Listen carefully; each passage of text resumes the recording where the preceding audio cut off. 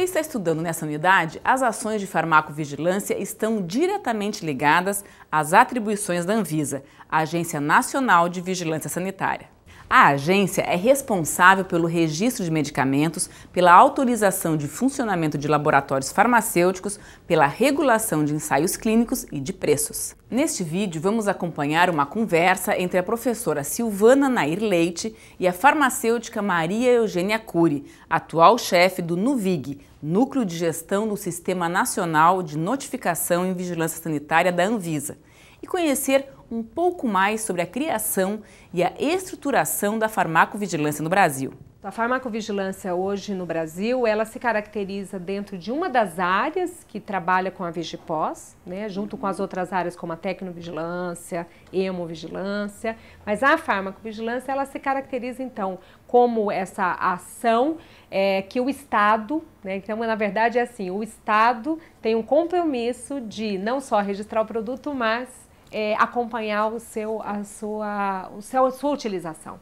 Então, a farmacovigilância se comporta como uma espécie de um sistema dentro do Sistema Nacional de Vigilância Sanitária, onde nós temos organizado uma área de farmacovigilância na Anvisa, né, uma área onde ela congrega uma série de técnicos e experts, são os técnicos da Anvisa, especialistas em vigilância sanitária, que se organizam para avaliar o banco de dados que nós temos à disposição. Aí eu acho que já é importante a gente já falar, ela se organiza de forma que você tem uma estrutura para dar conta de um pessoal que é capaz de avaliar as reações adversas.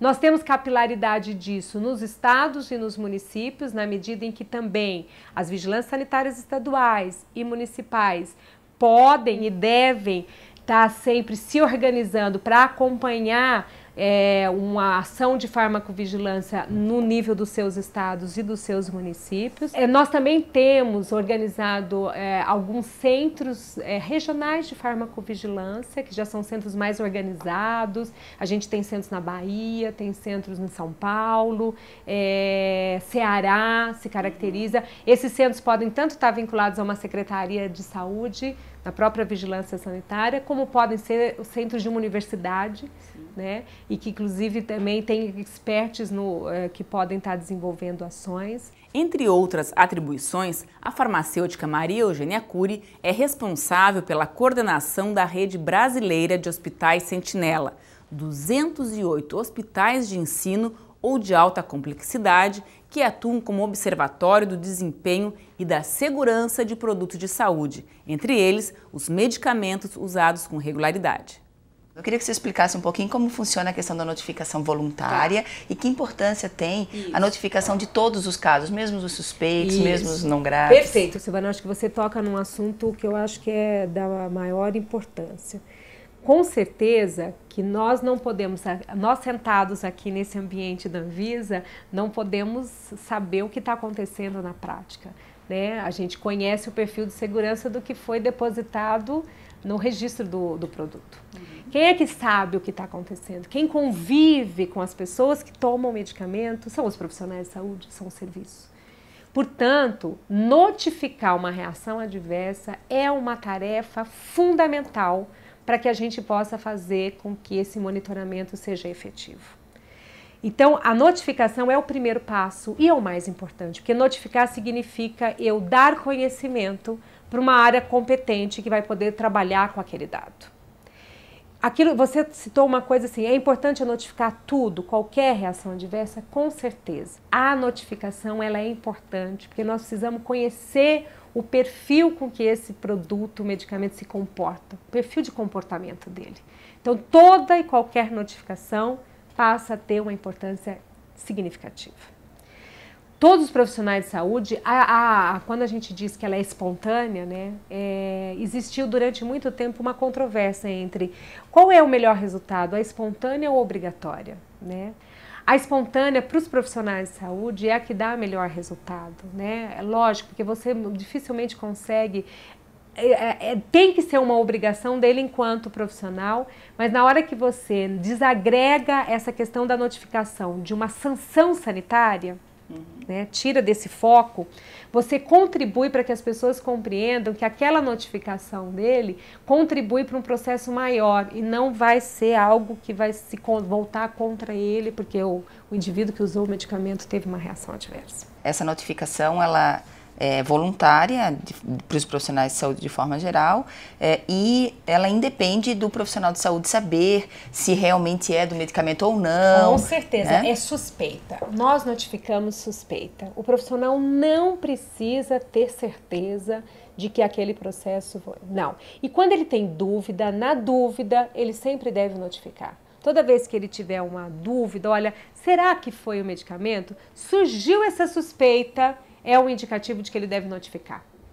Por quê? Porque toda vez que ele suspeita, né, significa que você está levantando a possibilidade que entre vários elementos que possam ter provocado aquela situação do paciente, o medicamento pode ser um dos fatores envolvidos. Qual é a perspectiva assim como a rede Sentinela, que é uma rede organizada, com olhos treinados, né, nos hospitais, de outros serviços de saúde, a própria rede básica, incorporar mais fortemente essa responsabilidade?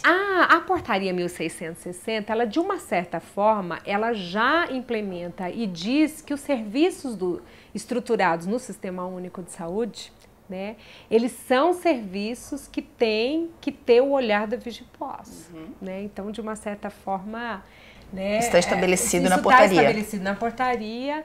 Agora, o que nós imaginamos é o seguinte, que nós precisamos cada vez mais estimular essas questões, né? Porque elas por si só, muitas vezes, espontaneamente, elas não acontecem.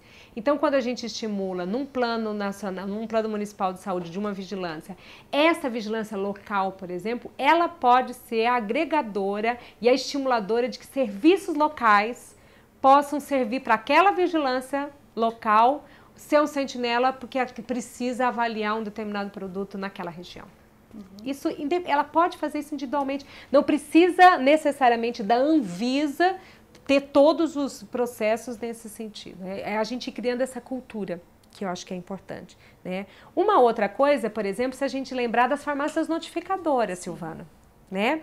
As farmácias notificadoras, elas também entraram numa estratégia pouco diferente da rede Sentinela, né? Mas que seriam o quê? Que a gente pudesse ter uma rede, farmácias, aí não é uma rede, porque aí cada farmácia individualmente, cujo profissional farmacêutico lá, que é o técnico responsável pela farmácia, o profissional responsável, ele recebe um treinamento específico para o olhar da farmacovigilância, para essa sensibilização, ele se cadastra no Notivisa e a farmácia passa a ter um status de farmácia notificadora, inclusive porque você já tem alguém ali com um treinamento, um olhar para aquilo e pode receber da população usuária daquela farmácia as notificações. A nossa ideia é que a gente avance no processo das farmácias notificadoras, que hoje elas dependem muito do quê? De você ter um município, aquela farmácia querer ser notificadora, a vigilância sanitária tem que ter uma estratégia conjunta entre a vigilância sanitária, o conselho de farmácia que está envolvido nesse projeto e as farmácias.